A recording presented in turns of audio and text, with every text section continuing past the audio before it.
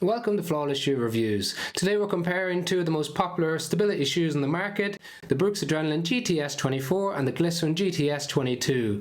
Now, they provide stability in slightly different ways. They definitely feel different underfoot and they'll influence how you move differently. I'll break these down in simplified terms so you have a better understanding of which might work best for you.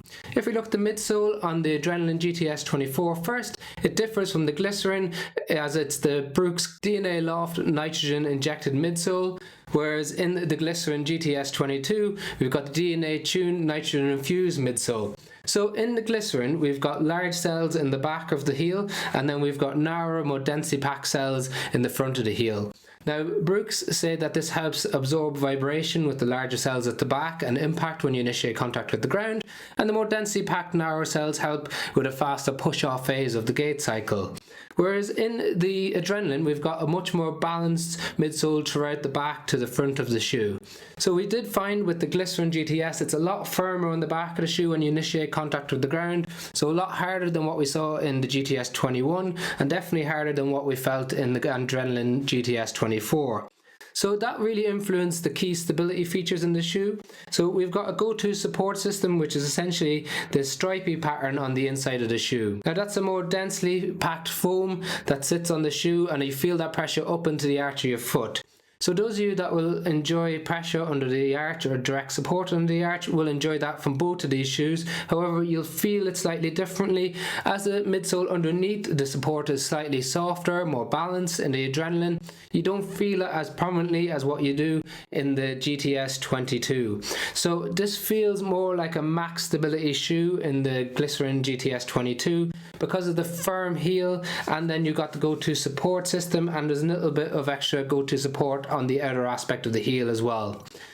As we move up into the forefoot, they're different as well, so we've got much more sole flare in the GTS 22 than we have in the Adrenaline. And what I mean by that is you can see the sole comes out wider in the forefoot than where your foot sits in the shoe. That increases the amount of contact you have with the ground, but on the outer aspect of the shoe it's much more prominent in the Glycerin than it is in the Adrenaline.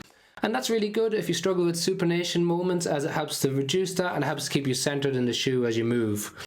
As we move up the shoe, we've got a slightly wider toe box in the Glycerin than we have in the Adrenaline, but both of them come in a normal wide and extra wide version for those of you with broader feet. They both got padded tongues that are non-gusseted, and we've got plenty of cushioning around the heel counter, but we have a nice external pull-on tab in the Glycerin that we don't have in the Adrenaline.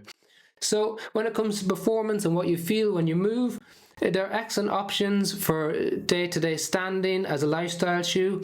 We've got a higher drop in the Adrenaline, so that's got a 12mm drop with 35mm of cushioning in the rear foot and 23 in the forefoot, whereas in the Glycerin we've got 39 in the rear foot, 29 in the forefoot with a 10mm. So 10mm versus 12mm, they're both quite high drop shoes. If you have sensitivity and issues with the Achilles, higher drop can be helpful. If you're standing for long periods of time and you tend to get pressure or discomfort on the ball of your foot, you may not enjoy a high drop shoe like we see in the Adrenaline or in the Glycerin, and you might think about other stability shoes like the Hoka Gaviota 5. So if you're using it as a lifestyle shoe, there are a couple of things to keep in mind, but both of them can be used. In terms of running, because the Glycerin GTS is a little bit heavier, coming in at 303 grams versus 283 grams in a size 9 men's US, it's definitely more of a recovery, long run, easy run focused shoe. Slightly lighter in the Adrenaline and has a bit more pick up to it we felt than what we felt in the Glycerin. So you could think about doing some faster workouts, but not necessarily fast enough to do any kind of up-tempo workouts or strides. So overall, we've got two key stability shoes. I would consider the Adrenaline to be more of a moderate stability shoe because of the cushioning, and the Glycerin GTS 22 has returned to more of a more max stability focused shoe because of the change in the cushioning and the broader sole flare and the more prominent arch support. We've got links to them in the description below if you want to check out the latest prices on Amazon.